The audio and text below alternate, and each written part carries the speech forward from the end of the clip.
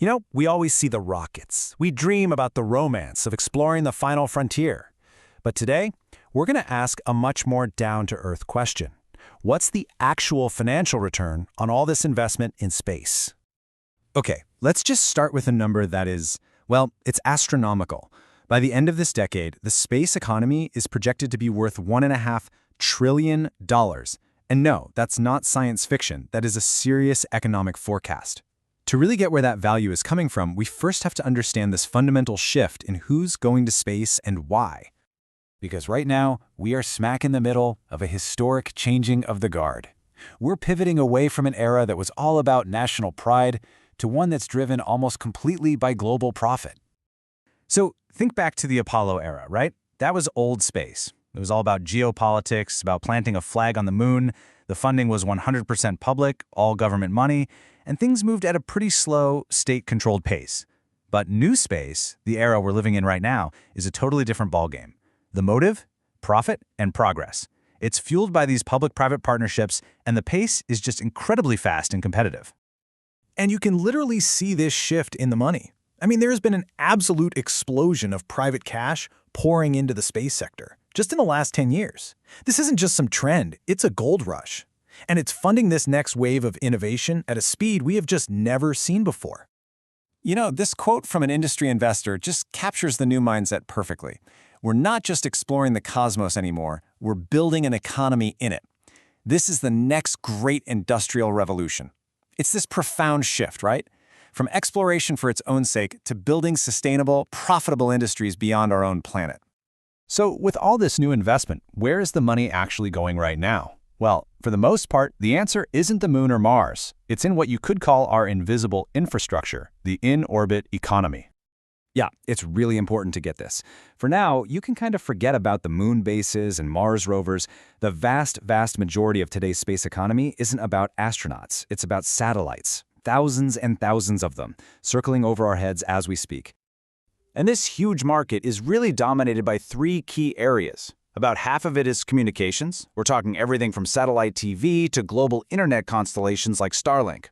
Another massive slice is Earth observation, which tracks our weather, monitors agriculture, even helps manage disasters. And then, of course, there's navigation. That's the GPS we all rely on every single day. And this is where it gets crazy, because space isn't out there anymore. It's right here, in your pocket. Think about something as simple as ordering a pizza. You use GPS to find the restaurant, right? Weather satellites help the farmer grow the ingredients. Your credit card transaction was probably routed through a communications satellite. It's this invisible infrastructure that, honestly, we can't live without anymore. But the value doesn't just stop up there in orbit. So let's peel back another layer and look at one of the most fascinating returns on this investment, the technology that comes back down to Earth, often in the most unexpected ways. Okay, here's a question for you.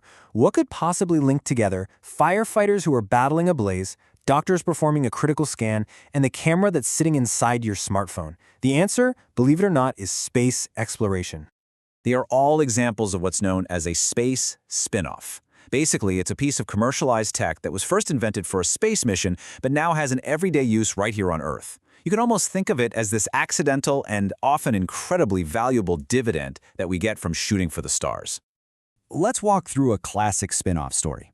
So first, NASA had to create these advanced, heat-resistant fabrics to protect astronauts in extreme temperatures, a huge problem they had to solve for space travel. But then, that exact same material was adapted and commercialized to create the modern gear that protects firefighters, directly saving lives back here at home. And there are just so many more examples.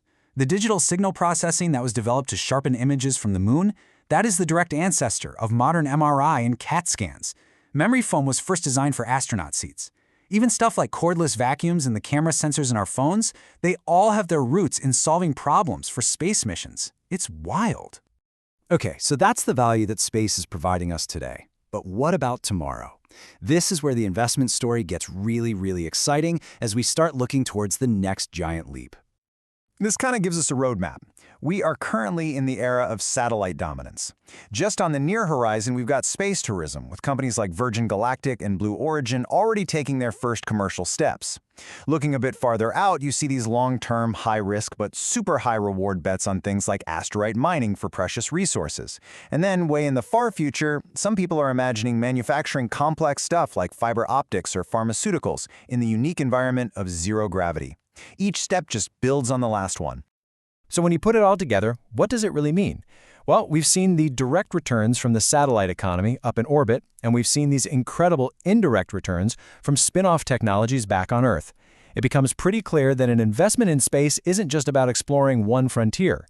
It's about funding two futures, one that's expanding above us and one that's improving right here at home. And that really leaves us with a final thought.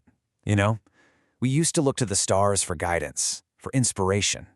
But as we've seen, now we look to them for economic growth and for technological progress. So the question is no longer if our economy is connected to space, but just how deeply. Is the future of our economy truly written in the stars?